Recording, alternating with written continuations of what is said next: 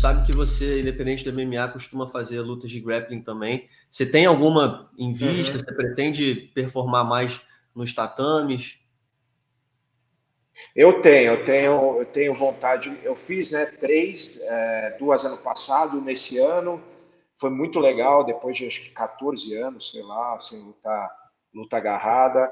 Fiz duas ano passado, uma no Brasil, uma no País de Gales, esse ano na Coreia. Então, agora, cara, eu segurei esse primeiro semestre porque, como eu falei, muita coisa acontecendo. Por mais que eu esteja treinando forte, né? Estou treinando todo dia jiu-jitsu e treino da preparação física e tal. Queira ou não, quando você marca uma luta, muda um pouquinho, né? Então, por exemplo, às vezes você puxa um treino, o ideal é, pô, você vai fazer um segundo treino, você tirar um pouquinho o pé entre um e outro, não ficar que nem aqui, tipo, eu saio de um treino, às vezes almoço aqui na mesa do escritório da academia e já começo a trabalhar aqui, fazer coisa para academia, fazer outras coisas que tem que fazer, resolver coisas tal, de seminário, dessas coisas. A gente vai voltar finalizando os comentários agora no Fight Pass, aí chega os comentários, né? Eu dou uma estudada, tem que fazer. Então eu estava fazendo um documentário que deve sair agora também, que ainda é segredo, mas deve sair agora para o UFC também. Então, eu queria que fosse uma época assim, que eu tivesse um pouquinho mais de controle no meu tempo. E agora, cara, impressionante, até outubro eu tenho muita coisa, cara, para fazer. E muita coisa de viagem também, de camp fora do Brasil. Eu vou fazer um camp na Itália também. Tem muito seminário longo de 3 dias, tem Canadá, Estados Unidos, um monte de coisa. Que é bom também, né, Demer? Se manter ocupado, né? Tá sempre envolvido. É bom, cara. Cara, tem uma coisa assim que me toma muito tempo agora falando aqui com você, até que eu tinha até esquecido de citar. Eu estou criando, né, embalando. Eu tenho criado, mas tô tipo filmando cara, escrevendo e fazendo tudo sobre a minha metodologia, porque como a gente está expandindo, né, com negócio de filiação, esse tipo de coisa no Brasil, fora do Brasil, eu quero ter uma coisa muito, um material de apoio muito grande para os professores do que eu Uhum. acredito que é o jiu-jitsu, tal, de fundamentos, de coisas mais avançadas, e isso demanda demais, cara. Eu estava sentado aqui agora há pouco escrevendo.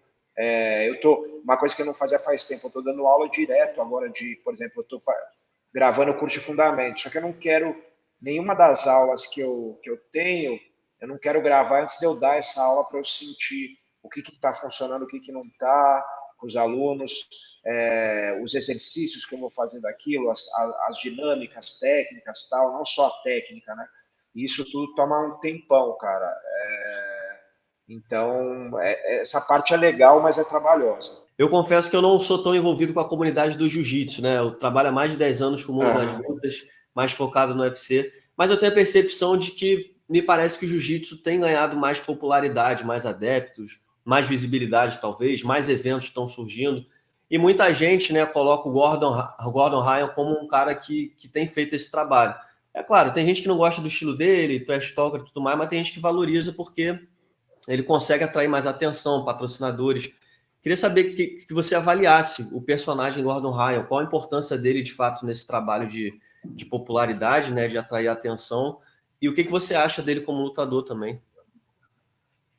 Cara, eu acho ele um lutador excepcional, com certeza um dos melhores de todos os tempos. É claro que ele é muito grande também, né? Então, tipo, é um cara muito pesado. Então, o nível que ele tem, o tamanho que ele tem, realmente faz dele um cara muito difícil de ser batido. Muito difícil mesmo. É um cara estudioso, gosta de estudar tecnicamente o jiu-jitsu. Então, é um cara cara, é muito dedicado.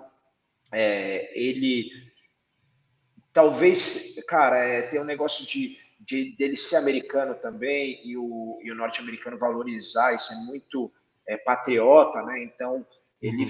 ele acabou, queira ou não, trazendo os olhos da comunidade norte-americana mais fortemente para o mundo do jiu-jitsu, isso é importante também, né? Ele tem o estilo dele, né, de polêmica e tal, mas acho que isso é cultural norte-americano ali, de ser um jeito que às vezes o brasileiro não gosta tanto, mas que o norte-americano gosta. Então, é a parte cultural ali do jeito dele de promover o evento. Mas eu acho ele importante para o esporte, né? Porque os Estados Unidos estavam precisando também de um campeão, até para o jiu-jitsu dar esse boom, sabe? Porque o jiu-jitsu, você pega o mundial, praticamente todos os campeões são brasileiros, né?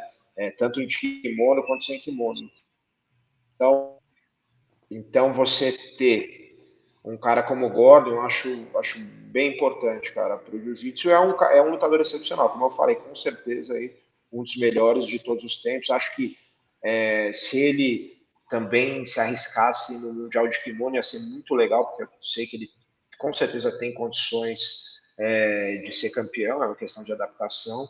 E aí acho que ele consagraria mais ainda, né, o legado dele. E, cara, queria saber a tua projeção sobre o Mika, né? Mika Galvão. Vocês já se enfrentaram no grappling. E ele é um moleque novo, mas já tá falando de migrar para MMA. Você acha que uma boa decisão já migrar? Ou talvez ele pudesse gastar mais tempo no jiu-jitsu para fazer esse movimento depois? Cara, o Mika é um garoto impressionante. Eu cheguei a treinar com ele, fui para Manaus treinar com ele, conheci ele, o Melk, depois treinamos em Las Vegas antes do Abu Dhabi. Ele é diferenciado mesmo. Ele é um dos garotos mais impressionantes que eu vi aí dessa geração de muitos anos assim. Agora, eu acho, até já falei isso até para o Melk, que ele poderia aproveitar um pouco mais, sei lá, ele é muito novo ainda, ele poderia ainda, daria para ele ficar ali mais uns 3 aninhos, né, lutando, ganhando o Mundial, ganhando o Pan-Americano, que ele tem todas as condições de ganhar, kimono e tal, lutando mais o jiu-jitsu e aos poucos ir fazendo essa migração.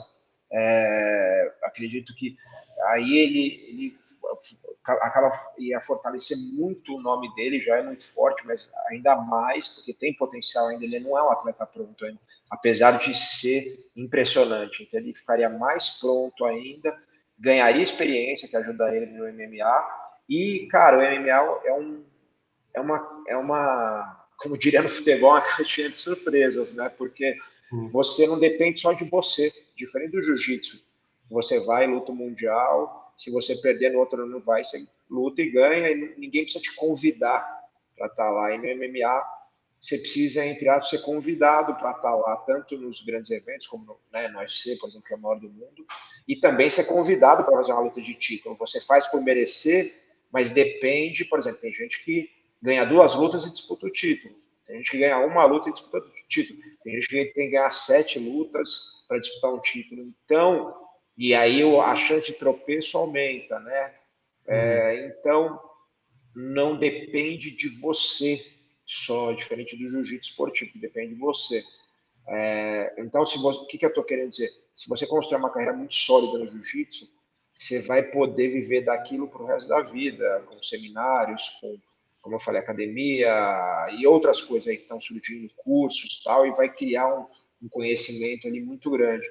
E o MMA, você nunca sabe, ele pode dar certo ou pode não dar, né? Porque tem vários fatores. Às vezes você pega um cara que é excepcional, o cara às vezes toma um nocaute, às vezes que é um azar, não é nem que foi um mérito do adversário, tipo, ele foi dar uma entrada, sei lá, tomou um soco de encontro, caiu, e aí, de repente, traumatiza ali com aquela situação e nunca mais se solta, sabe? E não é porque a pessoa não é boa, é porque cria ali uma trava neurológica. Então,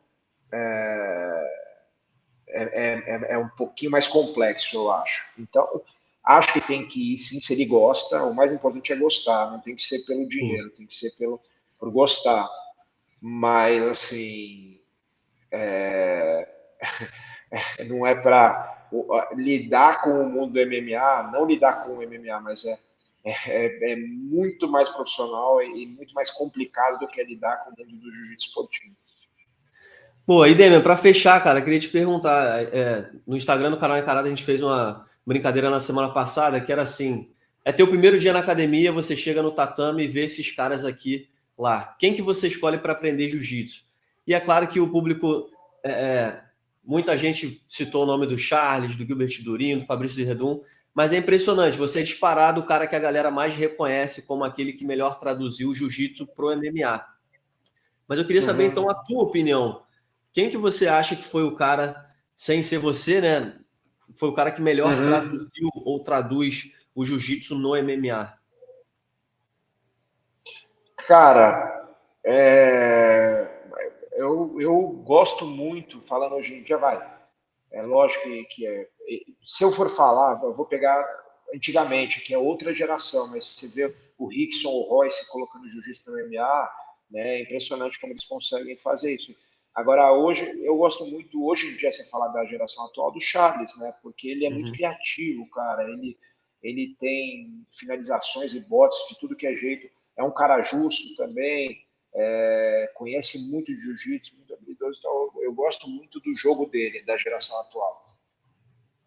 Perfeito. Demer, queria te agradecer, cara. Obrigado por ter dedicado esse tempo a gente. Foi um prazer falar contigo.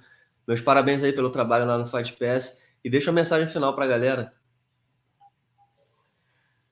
Imagina, obrigado você aí, galera do canal Encarada, obrigado aí pelo feedback aí que vocês sempre dão pra gente, sempre legal. Assistam lá, assinem o UFC Fight Pass. Fiquem ligados que vai ser um documentário muito legal daqui a pouco que eu vou fazer com celebridades aí e caras e mulheres também que são mestres na arte deles, que não é o jiu-jitsu, é outra arte, mas também gostam do treino jiu-jitsu. Fiquem de olho nesse documentário, fiquem de olho nos cursos online aí que estão para sair. E venham treinar aqui na minha escola, na escola Demer Maia, quem estiver aqui em São Paulo e por aqui por perto.